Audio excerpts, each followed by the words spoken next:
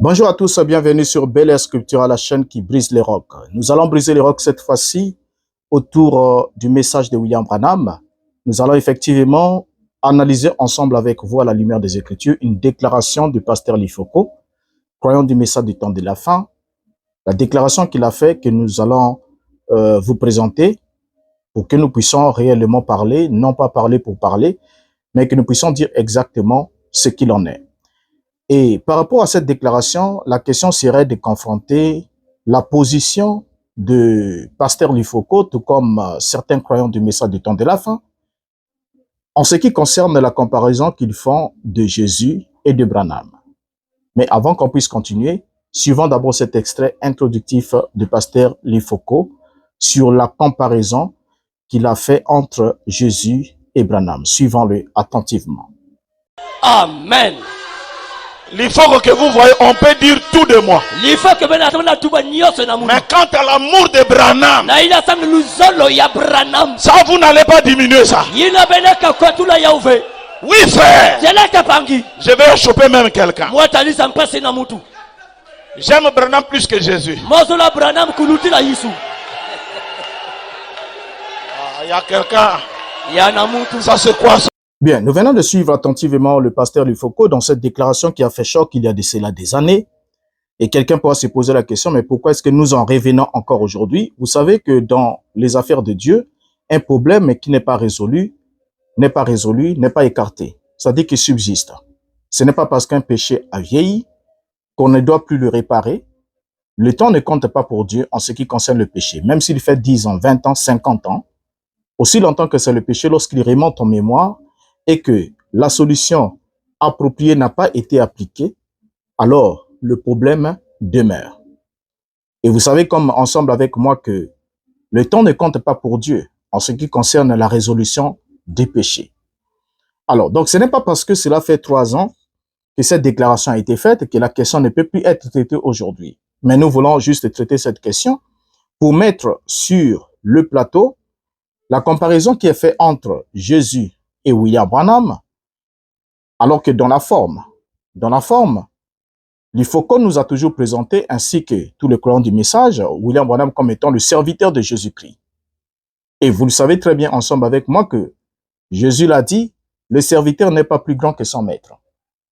Alors, ce qui sous-entend que si le serviteur ne peut pas être plus grand que son maître, alors on ne peut rien vouer au serviteur qui soit plus grand que ce qu'on puisse vouer au maître. Mais nous voulons savoir comment est-ce que Lifoko en est arrivé là. Et comment est-ce qu'il s'est battu pour chercher à arrondir les angles, alors qu'il y avait un seul passage qui s'ouvrait à lui. Mais ce qu'il avait emprunté, c'est ce que nous allons analyser ensemble dans ce numéro. J'aime Jésus, j'aime Branham plus que Jésus. Alors, vous voyez déjà que même le lapsus s'est imposé à moi. Parce que le verbe aimer, dire j'aime Branham plus que Jésus, on n'a pas de logiciel qui soit adapté à ce type de déclaration. Alors maintenant ici, j'aimerais d'abord appeler pour introduction que Yeshua était le maître. Et en qualité de maître, il avait des disciples. La Bible nous dit, dans Jean chapitre 13, le verset 13, « Vous m'appelez maître et seigneur, et vous dites bien, car je le suis. » Donc c'est Yeshua qui affirme, qui s'adresse à ses disciples en leur disant, « Vous m'appelez maître et seigneur, et vous dites bien, car je le suis. » Donc il affirme ici qu'il est maître et il est aussi seigneur. Le maître, celui qui donne un enseignement, celui qui forme des disciples, celui qui les guide. Et le seigneur, celui à qui on doit obéissance, on doit servir en tant que serviteur. Alors, un disciple, par conséquent, c'est l'élève d'un maître. Ça, nous le savons tous. Et le Christ avait choisi 12 hommes parmi les disciples et il les avait appelés apôtres. Dans Luc chapitre 6, le verset 13, la Bible dit, « Quand le jour parut, il appela ses disciples et il en choisit 12 auxquels il donna le nom d'apôtres. » Ainsi dit, Christ avait ensuite instruit ses apôtres d'une manière particulière Dans Matthieu chapitre 13, le verset 11, il peut déclarer, Jésus leur répondit, parce qu'il vous a été donné de connaître les mystères du royaume des cieux et que cela ne leur a pas été donné. Donc, à ce groupe-là de 12, Yeshua avait pris le grand soin de leur instruire en ce qui concerne les mystères du royaume. Alors, pour ne pas aller loin, nous allons prendre en premier lieu la citation de William Branham qui a envoyé l'Ifoko dans le décor. Et cette citation, nous allons l'analyser ensemble avec vous à la lumière de la Bible et enfin aussi à la lumière du message du temps de la fin. Parce que vous savez que William Branham dit toujours une chose et son contraire. Alors, en tant qu'enseignant et en qualité de prophète porteur de la parole, de la saison, de l'heure, ne parlons que sous l'inspiration divine. Ce que William Branham dit est en quelque sorte dit sous le sceau du Saint-Esprit, sous la conduite de la colonne de feu. Ce qui sous-entend que chaque mot est pesé, filtré, analysé et donné de manière à ce que cela puisse contenir la vie. Et aucun mot ou aucune expression de William Branham n'est censé induire en erreur. Parce que vous savez, lorsque Yeshua dit que les conducteurs religieux de son époque, lorsqu'ils les accusent d'être des aveugles qui conduisent les autres aveugles, ils n'étaient pas là devant les personnes littérales de façon physique à les conduire vers le trou physique. Non, mais par leur enseignement, ils désorientaient le peuple au lieu qu'ils suivent le vrai chemin, le bon chemin. Ils les désorientaient pour qu'ils puissent marcher à l'encontre de la Torah. Et enfin, se retrouver à la fin dans le trou de la perdition. Et William Branham aussi va parler. Et par rapport à ces paroles, les gens s'y accrochent. Les croyants de son dit message s'y accrochent. Et quand ils s'y accrochent, cela les conduit quelque part. Cela modifie leur perception des choses. Cela influe aussi leur langage, leur attitude. Parce que dans chaque message, dans chaque parole, il y a un esprit.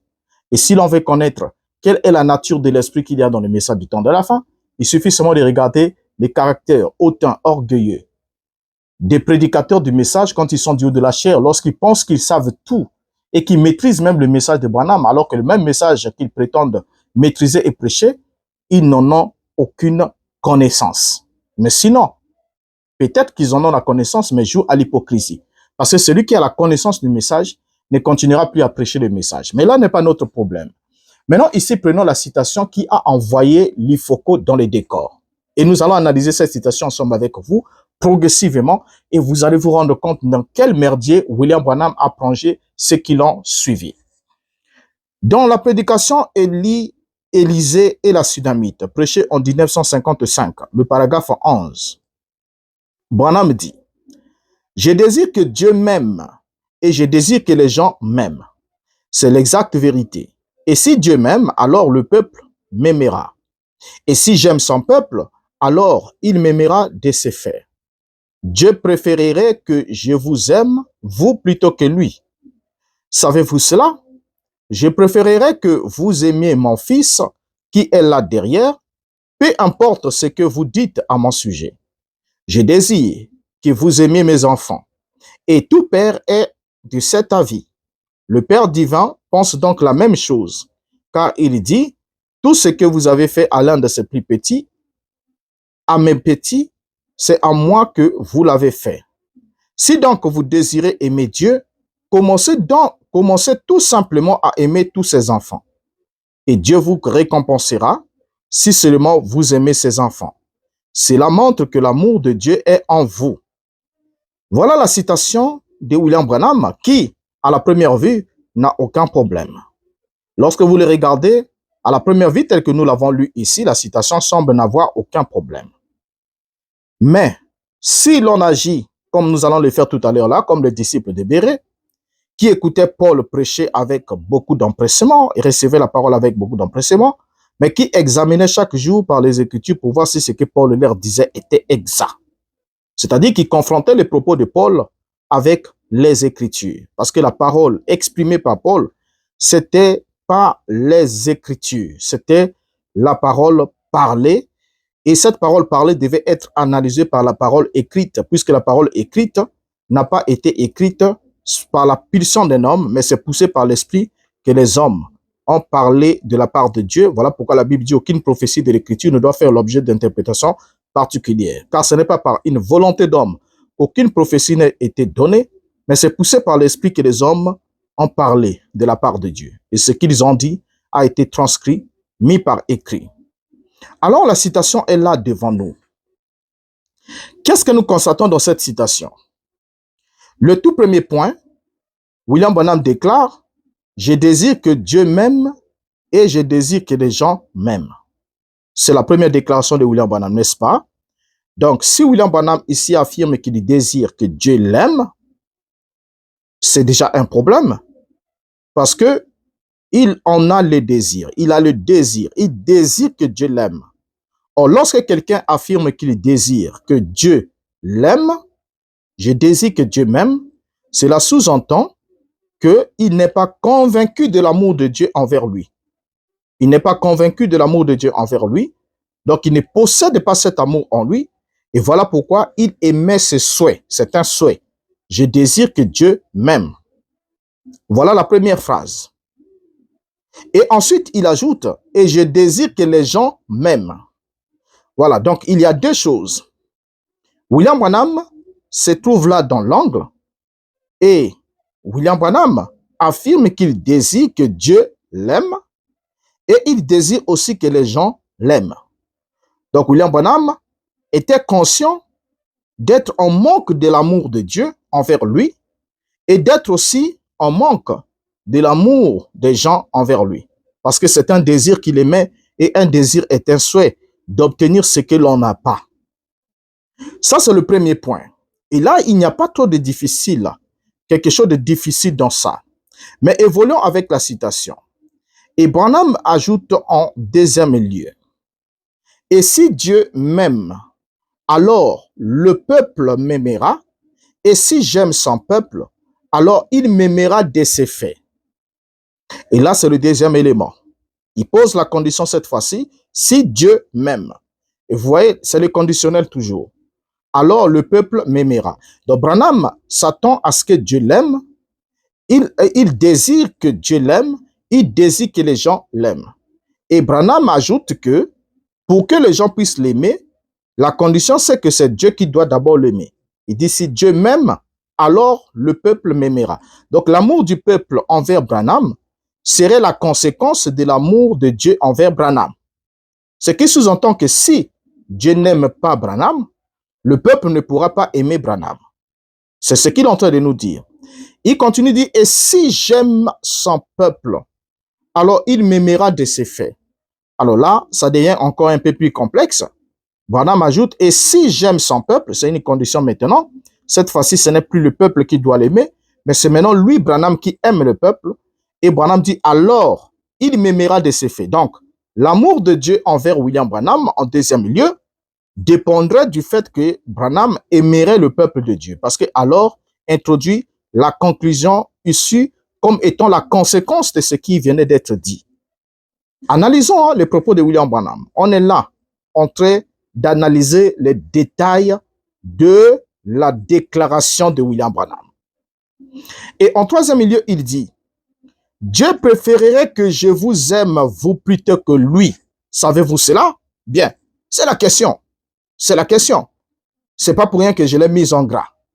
Parce que il y a un problème, en gros caractère. Dieu préférerait que je vous aime, vous, plutôt que lui. Savez-vous cela? Il vous pose la question, est-ce que vous le savez? Alors, si vous le savez, vous devez dire Amen. Mais si cela pose un problème, ne dites pas votre Amen, parce que l'Amen aussi peut sceller votre destinée éternelle. Parce que quand vous me donnez de l'approbation à ce qui est faux, à ce qui est blasphématoire, à ce qui est injurieux, à ce qui est hérétique, à ce qui est perverti, vous faites un avec la chose. Parce que Amen, c'est un mot d'agrément. Ça veut dire j'agrée à cela, je l'accepte, je le reconnais comme pour vrai, comme authentique, comme pour véridique. Alors Branham dit, Dieu préférerait que je vous aime, vous, plutôt que lui. Savez-vous cela? Déjà là, cette déclaration, sans mettre l'eau dans la bouche, elle est totalement fausse. Et vous allez comprendre pourquoi. Totalement fausse. Nous gardons la citation avec nous, parce que on va vraiment la disséquer. Dieu préférerait que je vous aime, vous, plutôt que lui. Donc, la préférence de Dieu est qu'au lieu que je puisse l'aimer, lui, Dieu, Dieu a comme préférence que je puisse vous aimer, vous, ses enfants. Et il demande, savez-vous cela? Or, cette déclaration est fausse. Pour la simple raison que elle va à l'encontre de ce que disent les Écritures. Lorsque nous prenons notre Bible, dans Deutéronome 6, versets 4 à 5, la Bible dit, « Écoute Israël, l'Éternel notre Dieu est le seul éternel. Tu aimeras l'Éternel ton Dieu de tout ton cœur, de toute ton âme et de toute ta force. » Ça, c'est le commandement de Dieu. Et ce commandement ici, Dieu oriente l'amour envers lui-même. C'est le premier amour que l'homme est censé manifester. Un amour vertical, c'est-à-dire partant de la terre pour le ciel. Tu aimeras l'Éternel ton Dieu de tout ton cœur, de toute ton âme et de toute ta force. Alors, celui qui a déclaré ça, il ne s'est pas arrêté là. Il a ensuite ajouté dans Lévitique 19, verset 18, « Tu ne te vengeras point et tu ne garderas point de rancune contre les enfants de ton peuple. Tu aimeras ton prochain comme toi-même. Je suis l'Éternel. » Alors, donc déjà ici, devant ces deux déclarations, dans Deutéronome, Dieu donne une injonction par Moïse au peuple d'Israël. Tu aimeras l'Éternel ton Dieu de tout ton cœur, de toute ton âme, de toute ta force. Et au verset 18 de Lévitique 19, tu aimeras ton prochain comme toi-même. Je suis l'Éternel. Alors, remarquez ici une chose. Dans ces deux déclarations, il y a deux relations qui sont bien explicitées. Il y a une relation que l'homme doit avoir de façon verticale, donc c'est-à-dire orientée vers Dieu. C'est la première des choses que l'homme doit faire. Le premier amour est orienté vers Dieu. Et ensuite, le deuxième amour, c'est un amour horizontal. Donc, le premier amour est vertical, le deuxième est horizontal, c'est-à-dire, tu aimeras ton prochain comme toi-même. Et dans le deuxième amour, il y a un amour égalitaire. Ce n'est pas que tu aimeras ton prochain plus que toi-même, ou tu aimeras ton prochain moins que toi-même, mais le verset dit clairement, tu aimeras ton prochain comme toi-même. Comme établit une similitude, une égalité.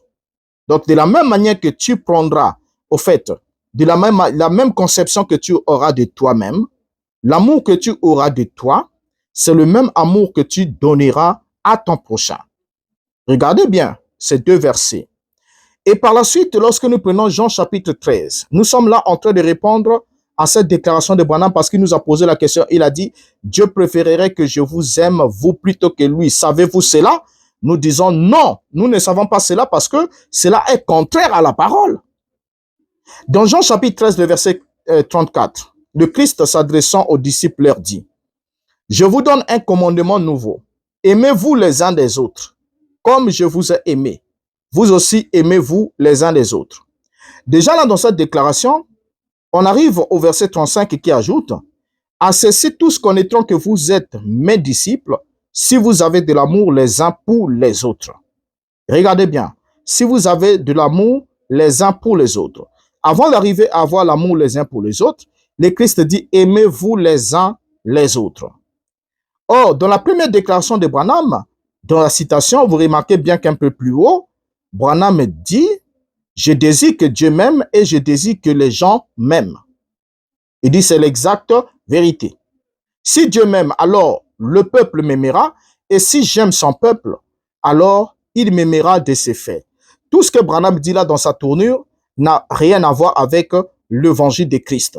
Regardez bien, pour le Christ, il dit, aimez-vous les uns les autres. Cela veut dire que l'amour n'a pas seulement un sens, mais l'amour doit avoir deux sens. Donc, un sens aller et un sens retour. Au fait, chacun est censé refléter l'amour qu'il reçoit de son frère, et c'est ainsi. Donc ici, Jésus prêche la condition du reflet de l'amour.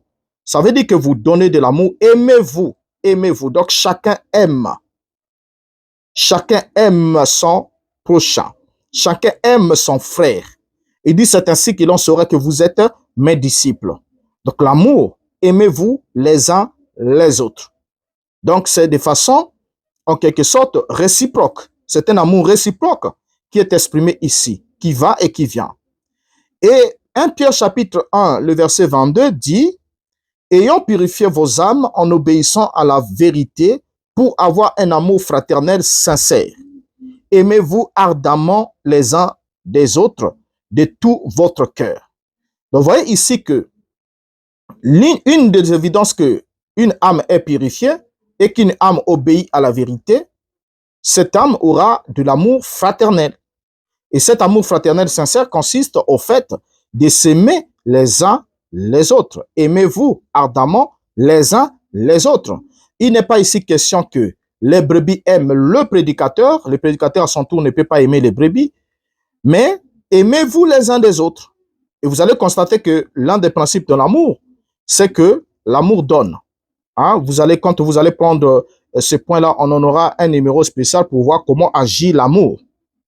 Alors, en quatrième lieu, dans cette citation de William Branham, il dit, le Père divin, donc quand il ajoute, il dit, je préférerais que vous aimiez mon fils qui est là derrière, peu importe ce que vous dites à mon sujet. C'est sa préférence.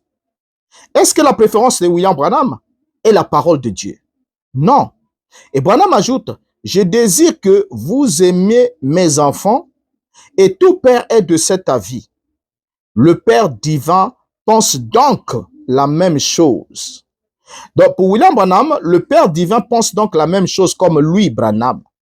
Donc, de la même manière que Branham préférerait que vous aimez ses enfants, même si vous parlez du mal de Branham lui-même, mais que vous aimez ses enfants, il dit, le Père divin est du même avis. C'est-à-dire que Dieu aimerait que vous puissiez même parler en mal de lui, Dieu, mais que vous puissiez aimer les enfants de Dieu. C'est ce que Branham est en train de dire ici. Et Branham ajoute, le Père divin pense donc la même chose, car il a dit, tout ce que vous avez fait à l'un de ses plus petits, à mes petits, c'est à moi que vous l'avez fait. Alors, donc là déjà, ça devient sérieux. Ça devient sérieux. Le quatrième point devient très sérieux. Branham affirmant que le Père divin pense donc la même chose. Donc, Branham entre dans la pensée de Dieu et perçoit la pensée de Dieu qui consiste au fait que les hommes puissent aimer les enfants de Dieu plus que Dieu lui-même. Donc, même s'ils peuvent être en contradiction avec Dieu, insulter Dieu comme ils veulent, mais qu'ils puissent aimer les enfants de Dieu. C'est ce que Branham attribue comme la pensée à Dieu. Et pour associer cela, appuyer cela, Branham prend la déclaration en disant car il a dit. Qui a dit? Donc pour lui, c'est le Père divin qui a parlé, qui a dit tout ce que vous avez fait à l'un de ses plus petits, à mes petits, c'est à moi que vous l'avez fait.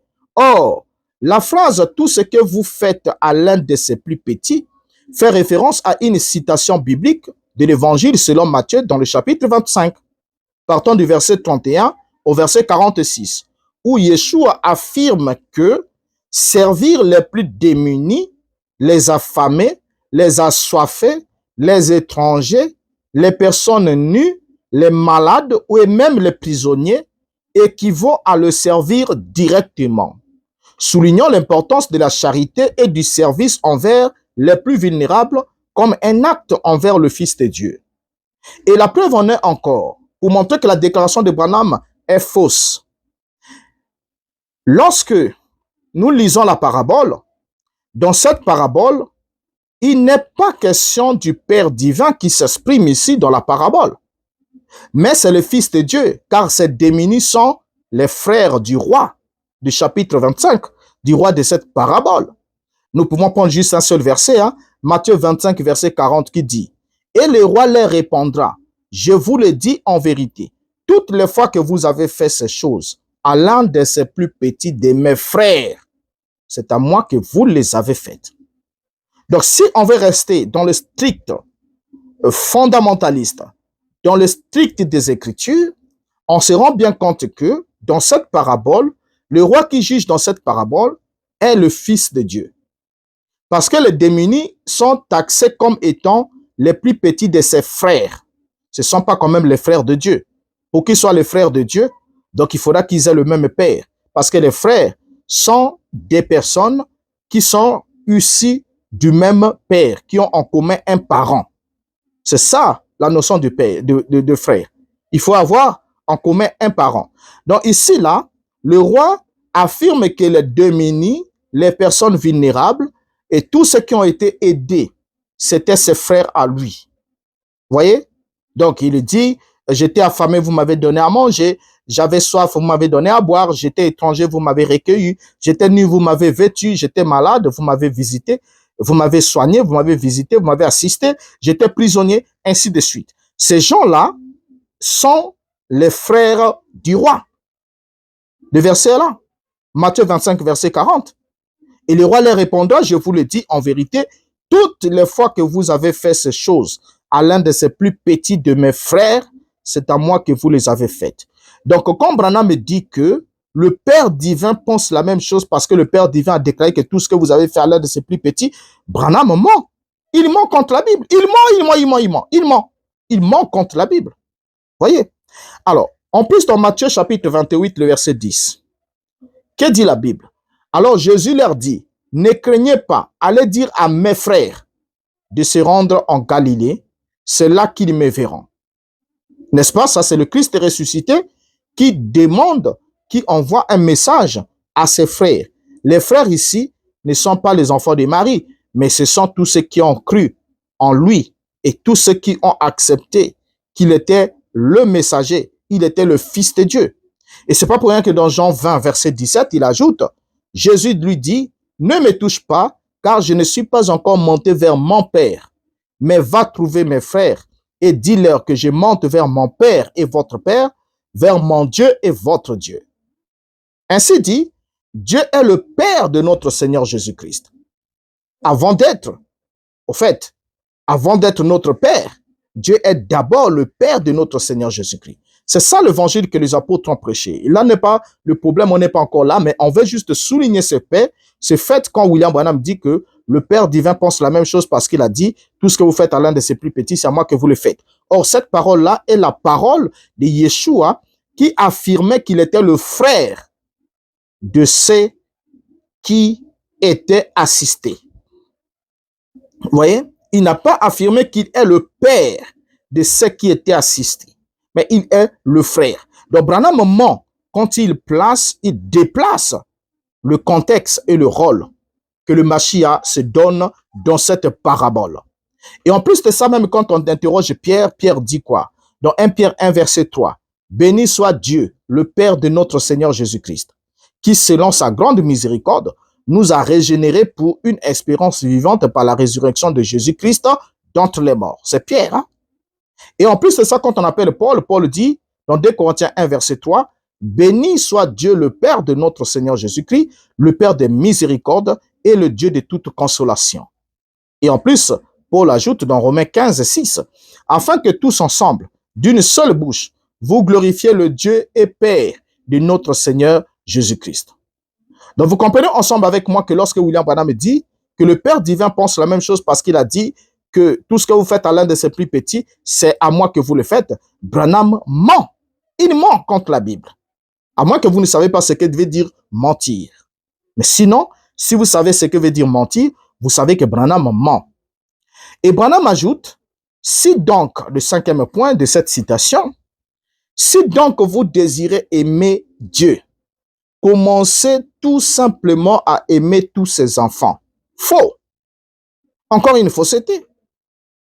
Encore une fausseté. Il dit, si donc vous désirez aimer Dieu, commencez donc simplement à aimer tous ses enfants. C'est faux. On ne peut pas aimer Dieu en commençant à aimer simplement ses enfants. Donc c'est comme si l'amour envers Dieu dépendrait d'abord du fait que nous puissions aimer les enfants de Dieu. C'est faux. Ce que Branham prêche n'est pas l'évangile en accord ni avec la Torah, ni avec les évangiles, ni avec les épîtres des apôtres. Et la preuve en est dans 1 Jean chapitre 4, le verset 21. Que dit la Bible? Et nous avons de lui ce commandement, que celui qui aime Dieu aime aussi son frère. Regardez bien. L'amour de Dieu précède d'abord l'amour fraternel. Donc celui qui aime Dieu aime aussi son frère. Il n'est pas dit que celui qui aime son frère puisse aimer Dieu, non. C'est d'abord celui qui aime Dieu. Donc tu aimes Dieu d'abord. Et ensuite, après avoir aimé Dieu, tu pourras alors aimer ton frère. Ainsi dit, le message de Christ était un message centré sur l'amour vertical et horizontal. Et cette préférence de Branham, en disant que Dieu préférait que vous l'aimez lui plutôt que ses enfants, cette préférence de Branham est alors un mensonge. Un véritable mensonge contre la Bible. Pourquoi? Regardez encore d'autres détails. Lorsqu'on prend 1 Jean chapitre 5, le verset 1er. Quiconque croit que Jésus est le Christ est né de Dieu. Et quiconque aime celui qui l'a engendré, aime aussi celui qui est né de lui. Regardez bien ces passages. Regardons-les ensemble avec vous attentivement. Nous voyons bien ici que Dieu le Père est aimé en premier lieu avant qu'on puisse aimer aussi celui qui est né de lui, c'est-à-dire son fils Yeshua. Regardons bien. Quiconque croit que Jésus est le Christ est né de Dieu. Donc, quand vous croyez que Jésus est le Christ, vous êtes né de Dieu. Et quiconque aime celui qui l'a engendré, donc qui a engendré qui? Qui a engendré Christ, aime aussi celui qui est né de lui, qui? Christ. Regardez bien. Or, nous voyons bien ici que l'amour de Dieu précède l'amour de celui qui est né de lui. Donc, la préférence de Branham est totalement fausse, bibliquement fausse. Et cette fausse déclaration de Branham, c'est telle que l'Ifoko du ciel a avalé, sans examen, sans filtre. Et non seulement l'Ifoko l'a avalé, mais l'Ifoko l'a aussi mal compris et l'a déformé. Et avant qu'on puisse évoluer, resuivons cet extrait. C'est important. Suivons encore la déclaration d'Ifoko. Et nous allons voir. Amen. Il faut que vous voyez, on peut dire tout de moi. Mais quant à l'amour de Branham, ça vous n'allez pas diminuer ça. Oui frère, je vais choper même quelqu'un. J'aime Branham plus que Jésus. Il y a quelqu'un. Ça c'est quoi ça? Donc vous voyez bien ici que la déclaration est totalement fausse. Comment est-ce qu'il peut arriver dans le cadre où Jésus-Christ serait son Dieu? Comment peut-il arriver à établir une comparaison entre Branham, qui est prétendument le serviteur de Jésus-Christ, et Jésus-Christ, qui est le Seigneur, entre guillemets, de William Branham? Comment a-t-il pu arriver là? Il est arrivé là parce qu'il a mal compris cette citation que nous avons lue ensemble avec vous. Que Dieu préférait que vous aimiez ses enfants plutôt que lui. Et du coup, l'Ifoko se place dans la posture de quelqu'un qui n'est pas enfant de Dieu. Selon l'esprit de cette déclaration. Il se place dans la posture de quelqu'un qui n'est pas enfant de Dieu et il attribue cette qualité d'enfant de Dieu à Branham. Et ensuite, la qualité de Dieu à Jésus. Et du coup, ça l'a permis de tirer la conclusion comme quoi, je vais vous dire une déclaration, je vais vous choquer.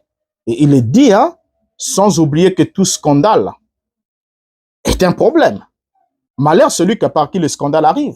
Donc on scandalise facilement, gratuitement. On sait que ce que je vais dire va bousculer les choses. Mais on le dit juste parce qu'on veut se faire du buzz, on veut qu'on parle de soi, on veut extérioriser notre mauvaise compréhension du message. Et lorsqu'il dit « j'aime Branham plus que Jésus », il se place lui-même dans la position d'un homme qui peut parler contre Dieu, mais qui peut aimer les enfants de Dieu. Parce que la déclaration de Branham, ne l'oubliez pas, dans l'esprit de Branham, il dit que je préférerais que vous ne m'aimez pas moi, mais que vous aimez mes enfants. Même si vous pouvez parler en mal contre moi, vous pouvez tout dire contre moi, mais que vous aimiez mes enfants. Vous voyez? Donc, dans cette déclaration-là, Branham envoie un piège double. Le piège double, c'est lequel? C'est-à-dire, vous pouvez blasphémer contre Dieu et attribuer l'amour, c'est-à-dire élever l'enfant de Dieu, attribuer de l'amour envers les enfants de Dieu. Mais celui qui peut agir comme ça, c'est celui-là. Parce que dans la déclaration de Branham, il est clair. Hein? Je crois que vous avez bien compris cette citation. Il dit que je préfère que vous parlez en mal contre moi. Vous pouvez tout dire contre moi. Tout dire. Vous voyez? Il n'y a pas de souci. Mais aimez mes enfants. Voilà la préférence. Et Branham me dit que le Père divin est aussi du même avis. Donc le Père divin, qui, selon Branham, c'est Jésus-Christ, est du même avis. Il est d'avis que on puisse le dénigrer, lui, Jésus, le rabaisser, faire tout de lui, mais qu'on puisse aimer ses enfants. À la place d'aimer ses enfants, Lifoko ne répète pas l'expression de Branham. Branham dit qu'il préférait que vous aimez ses enfants que lui. Or, Lifoko, au lieu de dire « j'aime les enfants de Dieu », Lifoko déclare « j'aime Branham plus que Jésus ». C'est une singularité. Alors, lorsqu'il emmène la singularité, il n'est plus dans l'esprit de la citation de Branham. C'est une citation que lui, il a mal compris. Il n'est plus dans l'esprit de la citation de Branham. Parce que Branham parle de ses enfants, les enfants de Dieu. Donc, de les aimer d'une manière générale. Et dans la pensée de Branham, il parle que les gens m'aiment, que j'aime le peuple. Le peuple n'est pas individuel. Le peuple est collectif. Et c'est Branham utilise le pluriel. Donc, si Lifoko était dans l'esprit de la pensée de Branham, de cette citation, il aurait dit « j'aime le peuple de Dieu plus que j'aime Dieu ». Déjà, comment est-ce qu'on peut même arriver là? Enfin, je me pose la question de savoir comment est-ce qu'on peut même arriver là lorsqu'on connaît Dieu et on le craint. Comment est-ce qu'on peut même arriver là? Comment? Comment est-ce qu'on peut arriver là? C'est pas possible. Donc, du coup, Lifoko a d'abord avalé une citation qui connaît des problèmes. Et comme c'est une citation qui a déjà des sérieux problèmes contre la parole de Dieu, bien sûr, comme nous l'avons démontré, Lifoko aussi l'ayant mal compris, alors il les prend pour sauter comme ça, sans regarder l'ensemble de ce que dit le message, et le voilà parti, j'aime Branham plus que Jésus. Or, le problème déjà, cette fausse déclaration de Branham est la déclaration que Lifoko a avalée et déformée dans sa déclaration choc. J'aime Branham plus que Jésus. Le problème surtout, c'est l'utilisation du superlatif. Il ne l'aime même pas comme, mais il l'aime plus. C'est là encore le problème. Parce qu'en utilisant le superlatif, William Branham est en train d'établir ce qu'on appelle la comparaison. Une comparaison de supériorité. Qui est supérieur à l'autre? À qui, entre les deux, dois-je vouer le plus grand amour? Or, le Christ a dit, il n'y a pas de plus grand amour que celui qui donne sa vie pour ses amis.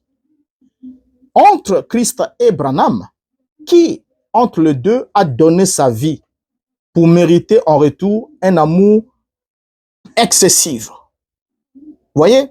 Donc, la citation de Branham, bien que contenant beaucoup de choses qui sont fausses, mais Lifoko l'a mal compris et l'a mal appliqué.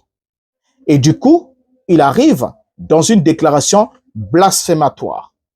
J'aime Branham plus que Jésus. Donc, en d'autres termes, c'est comme une femme qui est là dans un foyer et qui vient vous déclarer, votre femme à vous, que j'aime notre majordome plus que j'aime mon mari. Remarquez bien que j'aime, par exemple, notre serviteur ou bien notre domestique plus que j'aime mon mari. J'aime notre chauffeur plus que j'aime mon mari. Et je crois que si c'est un mari qui a tous ses sens d'homme et que la femme a parlé en toute sincérité qu'il aimait, qu'il a déclaré comme ça plus fortement qu'il aimait le chauffeur plus que le mari, je pense que cette déclaration est une déclaration de divorce consommée. Et aucun homme, mais même l'Ifoko lui-même, n'accepterait pas ce type de déclaration. Il n'accepterait pas. Voyez? Donc, ce n'est pas évident. Ce n'est pas évident que Branham, qui est le serviteur de Jésus, entre guillemets, je dis bien entre guillemets parce que moi, à mon niveau, je ne crois pas que Branham a servi Jésus. Et vous le savez, qu'il a présenté Jésus des façades, mais ensuite il s'est arrangé à l'évincer, à l'écarter, au point de déclarer la parole qui est descendue du temps de Jésus, du temps des apôtres, ne marcherait pas aujourd'hui. Alors que nous savons que le Christ était la bouche autorisée par Dieu et qui apportait un évangile éternel. Alors, donc, là n'est pas le problème. Le problème, c'est que lorsque vous affirmez que Branham est le serviteur de Jésus et Jésus est le Dieu de Branham, et vous arrivez à tirer la conclusion que vous aimez le serviteur plus que son maître, son Seigneur et son Dieu, c'est une déclaration blasphématoire, c'est une déclaration adultère. Et en plus de ça, vous dites que Jésus est votre époux, vous êtes l'épouse et Jésus est l'époux. Et voilà que vous déclarez devant votre époux qu'il y a quelqu'un d'autre que vous aimez plus que lui. Or, Branham vous a enseigné que dans le cadre naturel, s'il y a un homme, une femme doit aimer plus que tous les êtres humains existants sur la terre, c'est son mari. C'est un amour qui ne peut pas donner à un autre homme. Rien que à son mari, c'est une exclusivité. Et tout comme l'amour que l'homme voue à sa femme, il n'est pas censé le donner à une autre femme. C'est une exclusivité. Maintenant ici, vous utilisez le superlatif. Ça dit que vous établissez d'abord une comparaison. Parce qu'avant qu'on puisse parler de superlatif, on a appris ça à l'école, hein? C'est pas pour vous qui avez peut-être oublié, mais on a appris ça à l'école. On a parlé de notion d'infériorité, on a parlé de l'égalité et on a parlé de la supériorité. Donc, avant qu'on puisse arriver au niveau de la supériorité, puis évaluer ce qui est plus grand, on commence d'abord par l'égalité. Et pour qu'il y ait égalité, il faut qu'il y ait comparaison. Ce qui sous-entend que vous mettez Jésus et Branham, l'amour que vous avez pour Jésus et l'amour que vous avez pour Branham, vous les avez mis dans le plateau. Et un plateau à gauche, un plateau à droite. Vous êtes en train d'évaluer. Ensuite, vous avez mis plus de poids du côté de l'amour que vous portez pour Branham. Et quand vous mettez plus de poids du côté de l'amour que vous portez pour Branham, vous élevez Branham, vous rabaissez Jésus. Et c'est ça ce que ça veut dire. Que vous aimez Branham plus que Jésus. De quel Jésus s'agit-il? Celui qui est élevé au-dessus des cieux et qui est dans une position au-dessus, et que même dans la prétendue vision du ciel que William Branham est allé de l'autre côté, il a demandé où est Jésus. On lui a dit qu'il se trouve plus haut. Donc c'est celui-là que vous aimez moins que celui qui est plus bas. Il y a un sérieux problème. Il y a un sérieux problème. Un sérieux problème. Alors, donc déjà là, nous voyons que l'utilisation de ce superlatif montre déjà que vous avez posé là un acte blasphématoire, une déclaration de divorce consommée. Parce que le Christ l'a même dit, hein, il a dit, quiconque aime son père ou sa mère plus que moi n'est pas digne de moi. Ça, c'est d'abord le père et la mère. Le père et la mère sont les sources de la vie d'une personne. Donc, si vous existez dans ce monde d'ici-bas, il y a eu un homme et une femme qui ont conjugué leurs efforts intimes et ils vous ont emmené à l'existence par un acte de procréation. Mais Jésus dit, si vous les aimez plus que vous m'aimez, vous n'êtes pas digne de moi. Ce qui sous-entend quoi? Ce qui sous-entend que vous ne pouvez pas aimer vos géniteurs plus que vous n'aimez Jésus. Voilà. Maintenant ici, ce sont des géniteurs biologiques, hein, qui ont un lien biologique avec vous, direct. Branham, vous l'appelez frère. Vous dites même, frère Branham dit, c'est votre frère. Donc si Jésus n'a pas accepté que vous aimez votre père ou votre mère plus que lui, Alors Jésus accepte maintenant que vous aimez votre frère plus que lui. Plus que lui. Voyez? Ce sont des questions hein, que vous devez vous poser. Il accepte ça. S'il accepte ça, c'est bien. S'il n'accepte pas ça, c'est que vous comprenez que Branham, vous, c'est lui d'abord la source. Il a d'abord présenté faussement la chose, et ensuite vous aussi, vous avez compris faussement ce qui a été faussement présenté, et vous avez encore aggravé la fausseté. Remarquez, il est vrai que nous devons aimer les enfants de Dieu. Ça, on n'en disconvient pas. Nous devons les aimer. Mais comment est-ce qu'on doit aimer les enfants de Dieu? Nous devons aimer les enfants de Dieu et nous ne pouvons ni ne devons les aimer plus que Dieu, quel que soit le degré d'amour que nous avons pour les enfants de Dieu. Nous ne pouvons ni les devons les aimer, ni ne devons. Donc, nous ne pouvons ni ne devons les aimer plus que Dieu. C'est pas possible. Aimer les enfants de Dieu est une chose, mais les aimer plus que Dieu, c'est aussi autre chose. Ce que nous ne pouvons pas faire, ce que nous ne devons jamais imaginer de faire. Ce n'est pas possible. Ce n'est pas ce qui est recommandé dans les Écritures. Dans les Écritures, il est bien dit que tu aimeras le Seigneur ton Dieu de toute ton âme, de toute ta force, de toute ta pensée. Et ensuite, tu aimeras ton prochain comme toi-même. Donc, l'amour que nous avons pour notre prochain, c'est un amour équilibré. Il y a comme. C'est pas moins que toi-même, ni plus que toi-même, mais comme toi-même. Alors, quand tu prends ça, maintenant tu transformes ça par tu aimeras ton prochain plus que toi-même. C'est de l'hypocrisie, un véritable mensonge. Parce qu'il est absolument impossible que tu aimes ton prochain plus que toi-même. C'est pas possible. La parole nous a dit tu aimeras ton prochain comme toi-même. Déjà, pour l'aimer comme toi-même, c'est un problème. C'est un problème, hein? L'aimer comme toi-même. Si on ouvre ces points-là, on va se rendre compte que nombreux ne sont pas encore arrivés à aimer leur prochain comme eux-mêmes. Mais à plus forte raison, aimer le prochain plus que soi-même. Non seulement plus que soi-même, mais encore plus que Dieu. Donc, deux choses qui sont bibliquement fausses. Alors, ça ne s'arrête pas là. Regardez. Lorsque nous aimons les enfants de Dieu, comment savons-nous que nous aimons les enfants de Dieu? Ce que Branham ne vous a pas expliqué comme tel. Parce que pour Branham, la seule façon pour nous d'aimer Dieu, si nous voulons aimer Dieu, nous devons commencer à aimer ses enfants. C'est parce que la Bible enseigne. C'est parce que la Bible enseigne. La Bible enseigne plutôt que l'amour des enfants de Dieu est la conséquence de l'amour que nous avons pour Dieu. C'est parce que j'aime Dieu que j'aime ses enfants. Donc, si j'aime pas Dieu, je n'aimerai pas ses enfants. Parce que Dieu est le producteur. Vous ne pouvez pas affirmer aimer les produits quand vous n'aimez pas les producteurs. Vous ne pouvez pas affirmer aimer les enfants qui sont juste les produits quand vous n'aimez pas la source. C'est pas possible. Je ne sais pas comment Branham est arrivé à cette pensée-là, que Dieu aimerait que vous aimez ses enfants, qu'il préférait que vous aimez ses enfants que de l'aimer lui-même. Au lieu de l'aimer lui-même, il préférait que vous aimez ses enfants. Je ne sais même pas qu'est-ce qui s'est passé dans sa pensée. Est-ce qu'à un certain moment, quand vous restez tranquille, croyant du message du temps de la fin, est-ce que vous vous posez la question de savoir comment William Branham pouvait faire ce genre de déclarations comme ça? Vous voyez? Et dans 1 Jean chapitre 5, le verset 2e, comment savons-nous que nous aimons les enfants de Dieu? La Bible donne la réponse. 1 Jean 5, 2 dit, nous connaissons que nous aimons les enfants de Dieu lorsque nous aimons Dieu et que nous pratiquons ses commandements. Verset 3. Car l'amour de Dieu consiste à garder ses commandements. Et ses commandements ne sont pas pénibles. Regardons ces versets.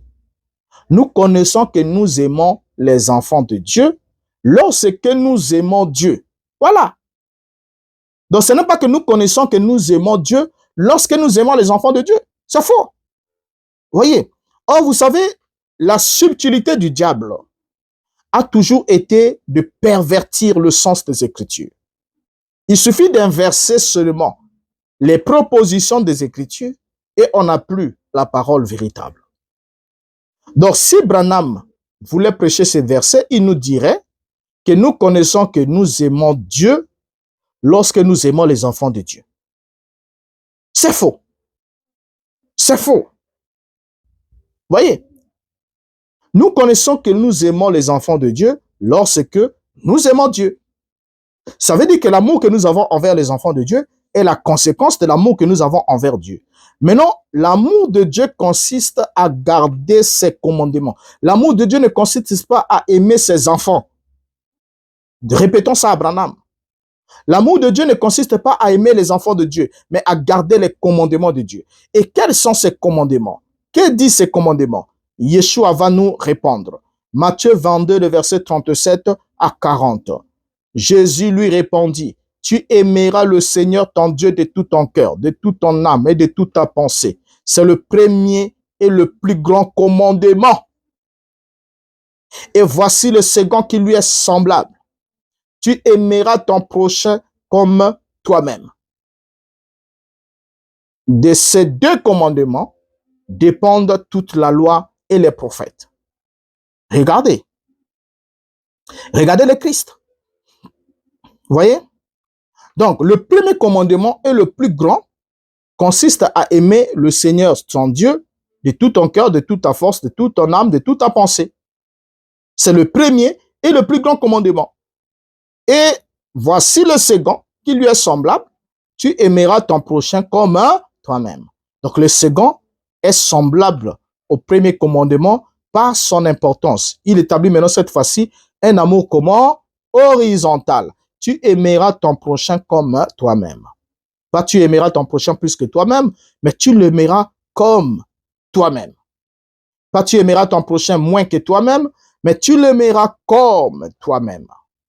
Alors, si Branham est le prochain du pasteur Lifoko, alors Branham ne pouvait pas aimer, plutôt Lifoko ne pouvait pas aimer Branham plus que Jésus, qui est son Seigneur. C'est pas possible. Déjà, il est absolument interdit d'aimer Branham plus que toi-même. Parce que dans la Bible, il est dit, tu aimeras ton prochain comme toi-même. Si tu commences à déclarer que tu aimes Branham plus que toi-même, Lifoko, alors là, déjà, tu pèches contre les Écritures. Le premier amour est exclusivement dirigé vers Dieu. Avant d'aimer son prochain comme soi-même, et non pas plus que soi-même, mais exactement comme soi-même, c'est là que on peut exprimer le second commandement. Donc, en un seul mot, la Bible dit ce qui suit à ceux qui ont été sauvés et remplis du Saint-Esprit. La Bible va nous donner une indication claire qui va nous démontrer que quelqu'un est sauvé et rempli du Saint-Esprit. N'oublions pas que Paul, lorsqu'il écrit aux Éphésiens, il écrit à ce peuple qu'il avait rencontré dans Actes chapitre 19, qu'il leur avait posé la question. Avez-vous reçu le Saint-Esprit depuis que vous avez cru? Ils ont dit, nous n'avons même pas entendu parler du Saint-Esprit. De quel baptême avez-vous été baptisé? Du baptême de Jean. Jean a baptisé du baptême de la repentance en disant de croire en celui qui devait venir, c'est-à-dire le Christ.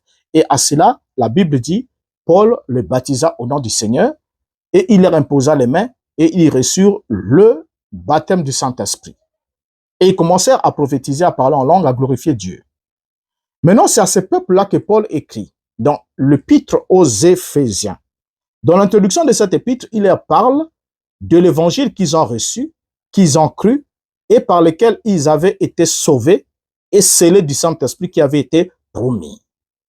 Alors, à la fin, à la conclusion de cette épître, il s'adresse bien au peuple dont il a la conviction qu'ils avaient reçu le Saint-Esprit parce que c'est sous même son ministère à lui que ce peuple a reçu le sceau du Saint-Esprit, le gage du salut. Mais qu'est-ce que Paul dit? Éphésiens chapitre 6, le verset 24. Que la grâce soit avec tous ceux qui aiment notre Seigneur Jésus-Christ, d'un amour inaltérable. Regardez bien. Que la grâce soit avec tous ceux qui aiment notre Seigneur Jésus-Christ, d'un amour inaltérable. Or, inaltérable signifie une définition claire, inaltérable. Inaltérable qualifie ce qu'il n'est pas possible d'altérer, selon les dictionnaires. Ce qui n'est pas possible d'altérer, c'est-à-dire d'être modifié dans sa structure, dans sa composition et dans sa nature. Donc, lorsqu'il est dit ici par Paul, que la grâce soit avec tous ceux qui aiment notre Seigneur Jésus-Christ, d'un amour inaltérable. Paul est en train de parler de l'amour dont nous devons aimer le Seigneur Jésus-Christ, qui doit être un amour inaltérable. Inaltérable, ça veut dire quoi? Ça veut dire que c'est un amour qui ne doit être ni modifié dans sa structure, ni modifié dans sa composition, ni modifié dans sa nature. Ce qui sous-entend que on ne peut pas, un jour du bon matin, se lever et dire que nous aimons quelqu'un plus que Jésus-Christ. Ce qui montre que nous ne faisons pas partie de ceux qui sont bénéficiaires de la grâce de Dieu. Parce que ceux qui sont bénéficiaires de la grâce de Dieu aiment notre Seigneur Jésus-Christ d'un amour inaltérable. Alors donc, si le pasteur Life Ifoko faisait partie de ceux qui sont concernés par le salut évoqué ici dans Éphésiens, il devrait aimer Jésus-Christ d'un amour inaltérable. Et en plus, Jésus et les saints ont le même Père, je le rappelle, et le même Dieu. Aimer alors un pécheur sauvé par la grâce, plus que le Sauveur, c'est fouler aux pieds du sang de Christ. Comment est-ce que l'Ifoko qui nous a hier chanté plein succès, comme nous pouvons le suivre ici dans cet extrait, et nous revenons. Il y a des gens qui disent il faut qu'on adore Branham. Non. On ne peut pas adorer Frère Branham. Moi qui ai chanté ceci. Non, j'ai chanté ceci. J'ai chanté ça. Allons-y. Ça. Jésus garde toutes tes vertus, de l'Antiquité au Moyen, jusqu'à quand? Jusqu'à ce soir. Le succès à Jésus, à Jésus, à Jésus. L'homme le plus chanté, Le plus chanté, reste qui? c'est toujours Jésus, la grande vedette de mon âme. Alors donc voilà, plein succès. Hier, c'est ce qui a été chanté. Plein succès à Jésus. L'homme le plus chanté reste toujours Jésus, la grande vedette de mon âme. Et on a écouté, on connaît la chanson. Vous voyez? On connaît la chanson. Son nom est comme la manne qui ne pourrit jamais, alors que d'autres noms périssent dans l'histoire. D'autres noms, dans d'autres noms, il y a le nom de Branham, qui est censé aussi périr dans l'histoire. Alors qu'avec Jésus, c'est totalement différent.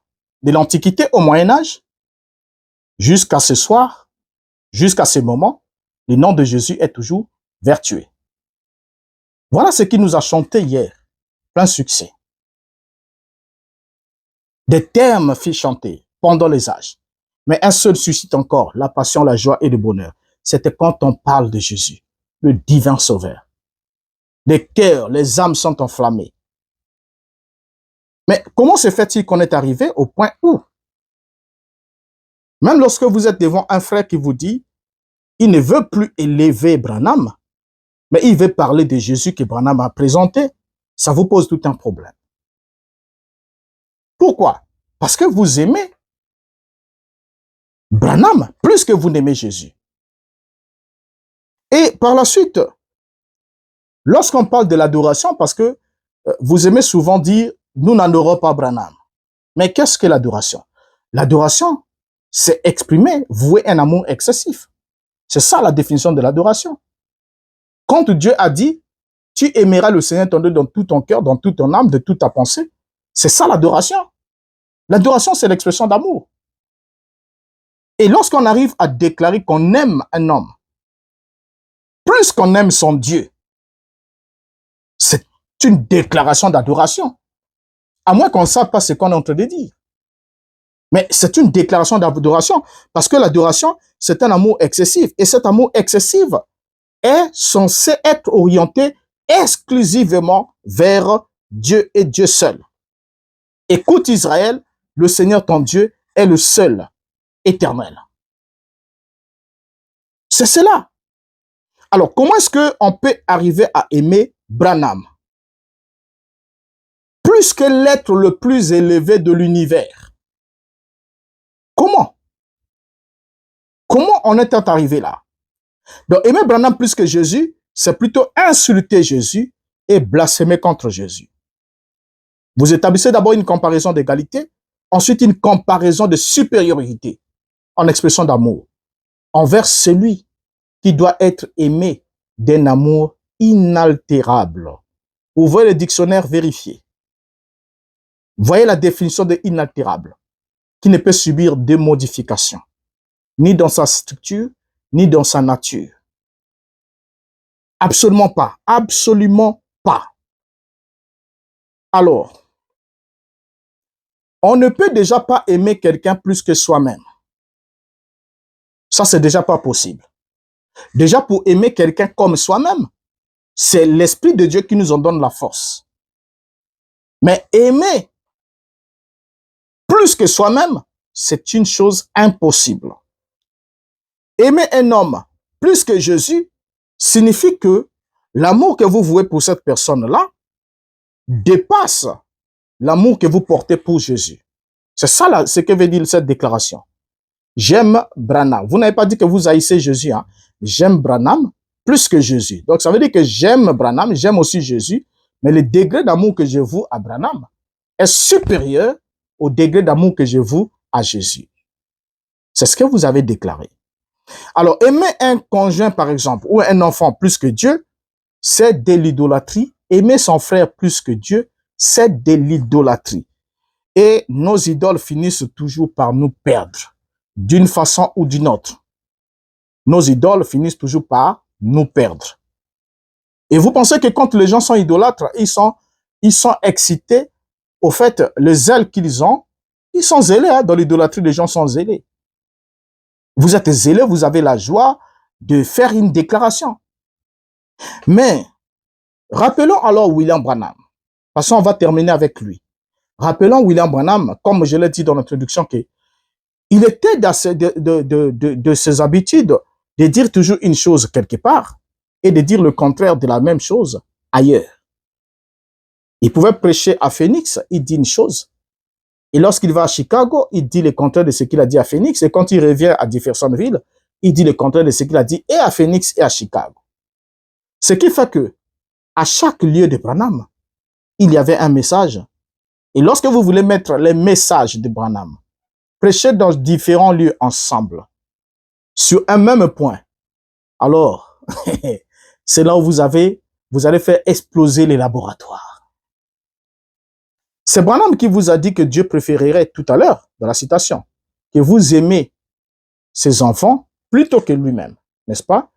Que si vous voulez aimer Dieu, commencez à aimer ses enfants. C'est Branham. Hein? Maintenant, continuons à lire Branham.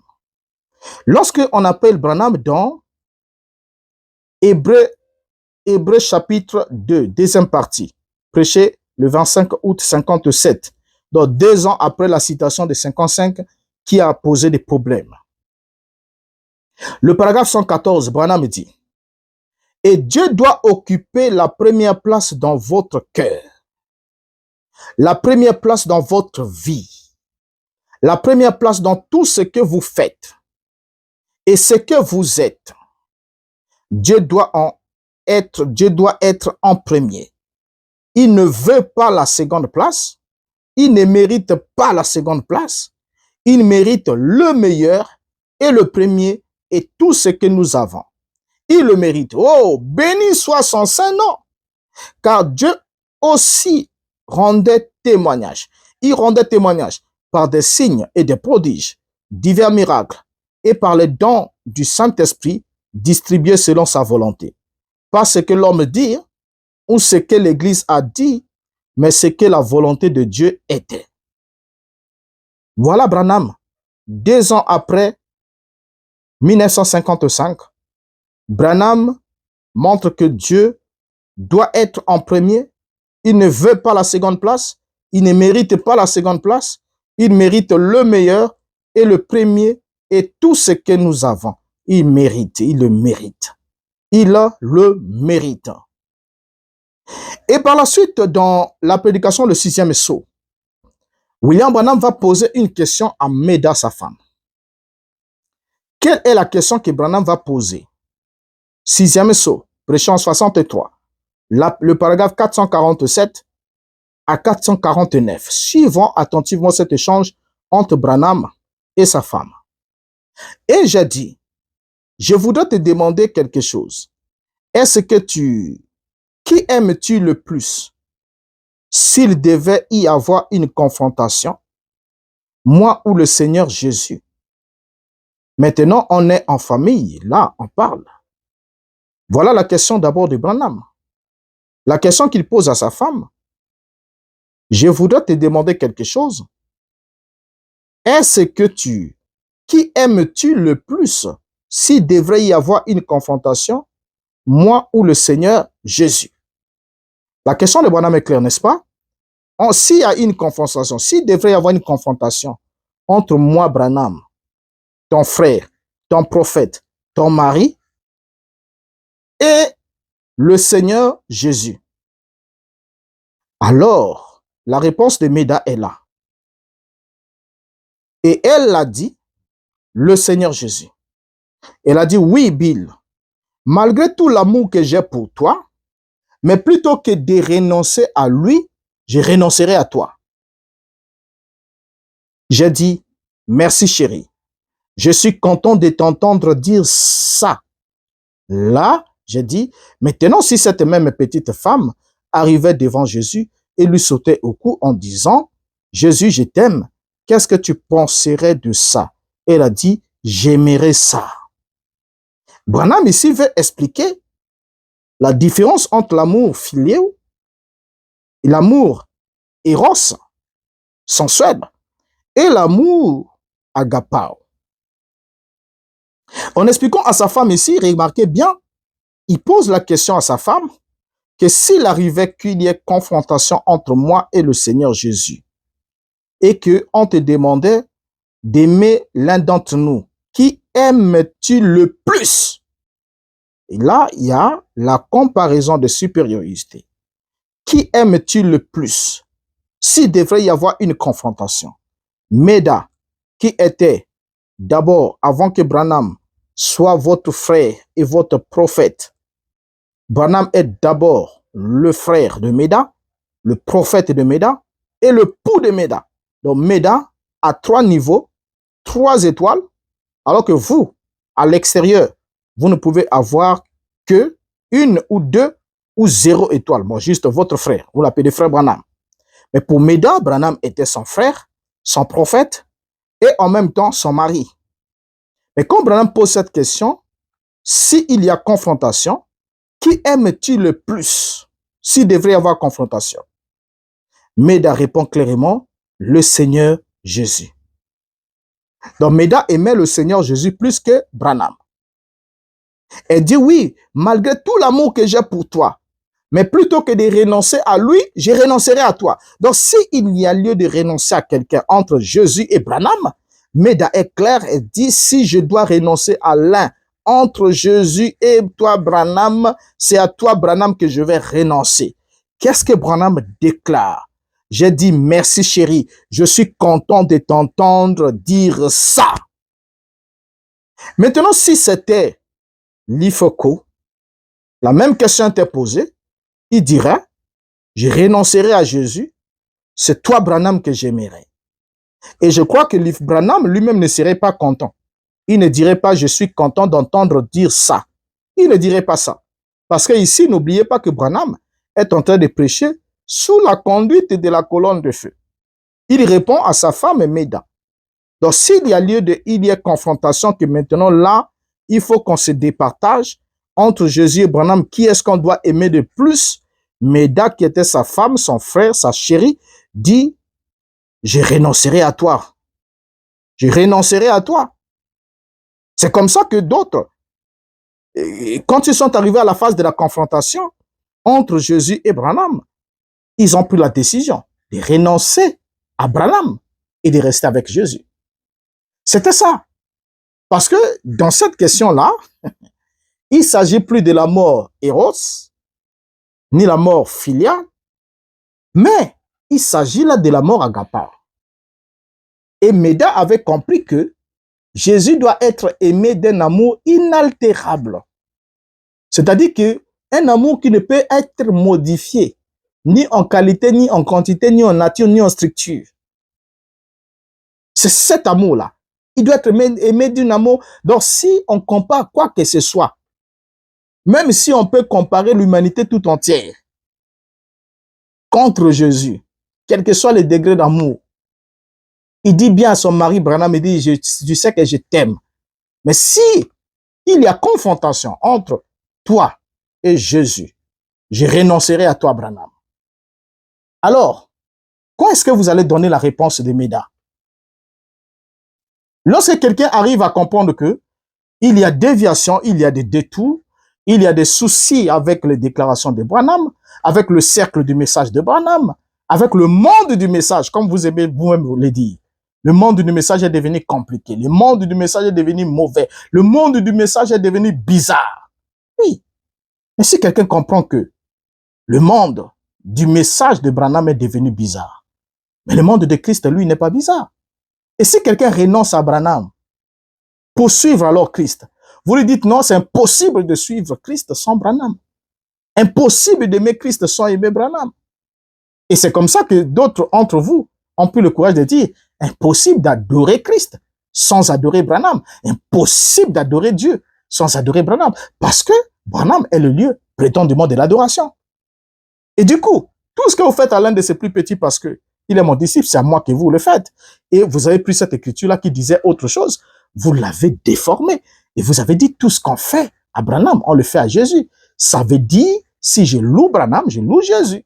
Si j'adore Branham, j'adore Jésus. Si je prie Branham, je prie Jésus. Donc, tout ce qu'on fait. Et du coup, c'est parti. Jésus est écarté, Branham est élevé. Et c'est ça, le chemin de la perdition. Maintenant, Branham, viens un peu trancher en dernier recours. Viens trancher. Dans la prédication, questions et réponses du 23 août 64, paragraphe 7. Terminons avec cette déclaration de Branham. Il a commencé avec nous en 55. Nous sommes allés avec lui en 57. Là, nous terminons en 64. Que dit Branham? Maintenant, j'aimerais que les gens sachent que c'est parfois difficile de répondre à ces questions. Il faut beaucoup de grâce pour se tenir ici. Si vous saviez l'amour que j'ai pour vous, je ne pourrais l'exprimer. Je ne l'exprime même pas à mes enfants.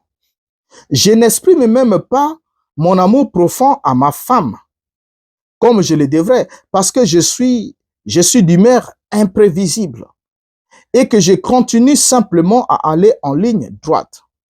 Il n'y a qu'une personne à qui j'exprime tout mon amour, c'est au Dieu Tout-Puissant.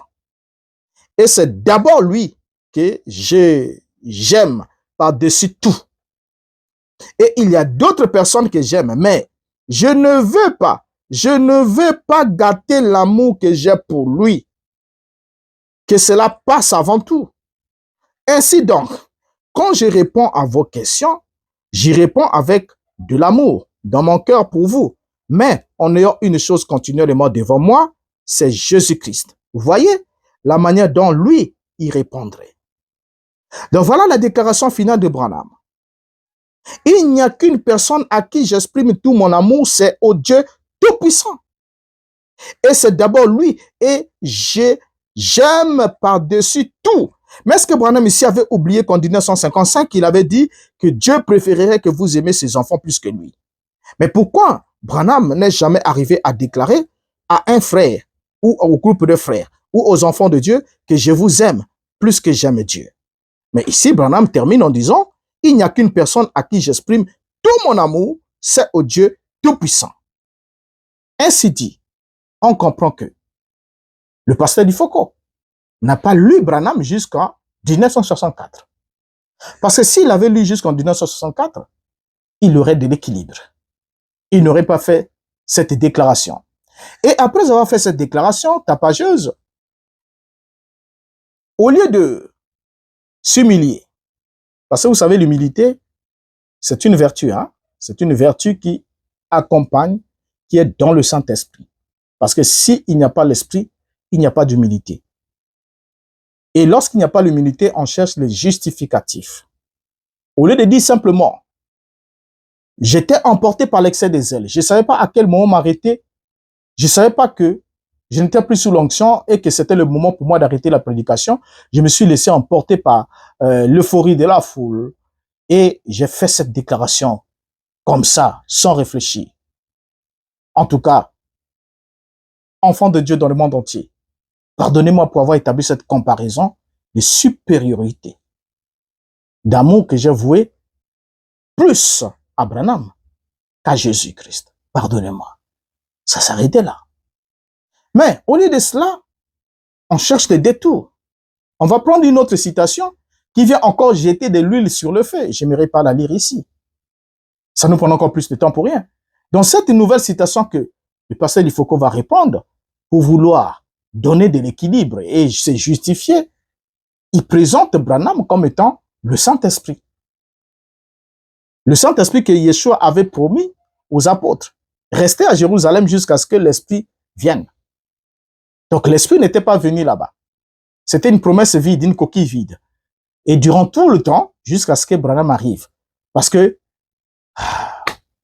de peur de ne pas blasphémer contre Branham, qui serait le blasphème contre le Saint-Esprit, donc comment ça? Comment est-ce qu'on peut sortir d'une erreur monumentale? Pour vouloir se justifier, on en commet une autre. Vous savez pourquoi?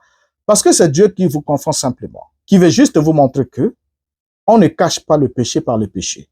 On ne répare pas l'erreur par l'erreur.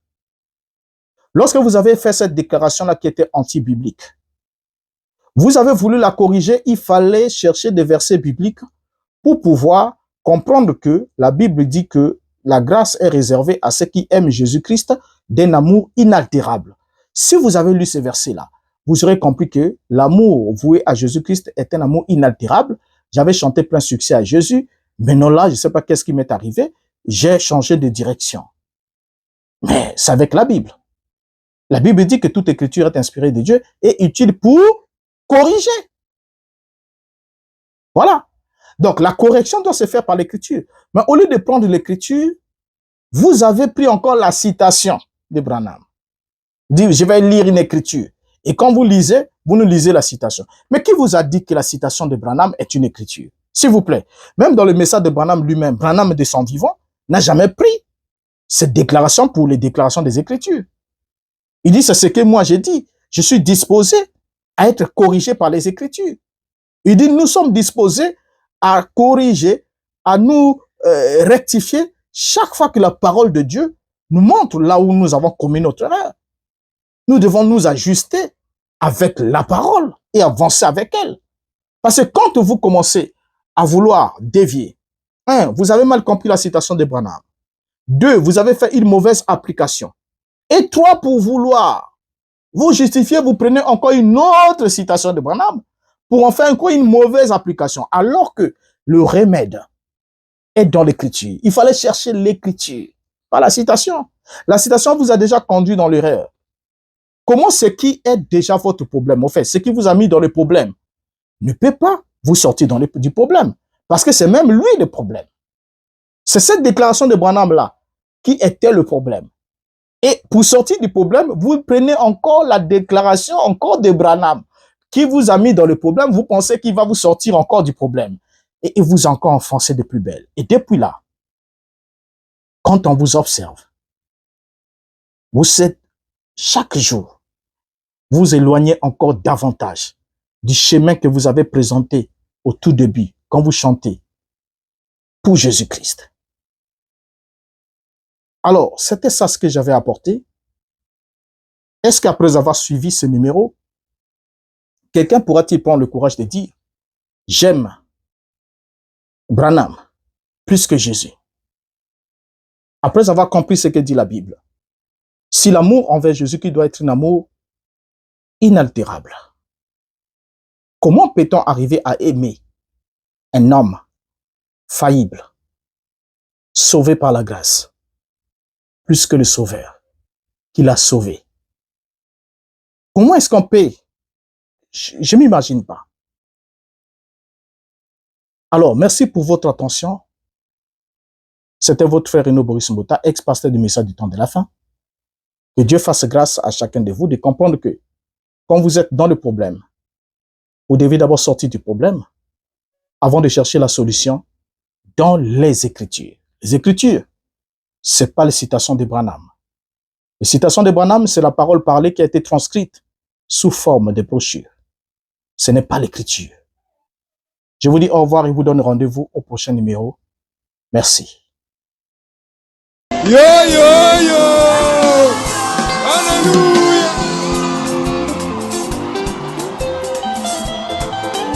Yo, yo, yo!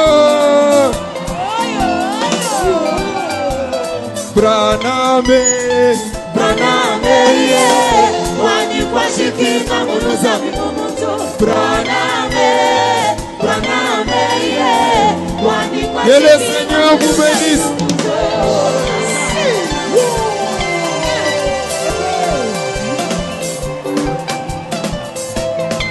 Poussez des cris de joie.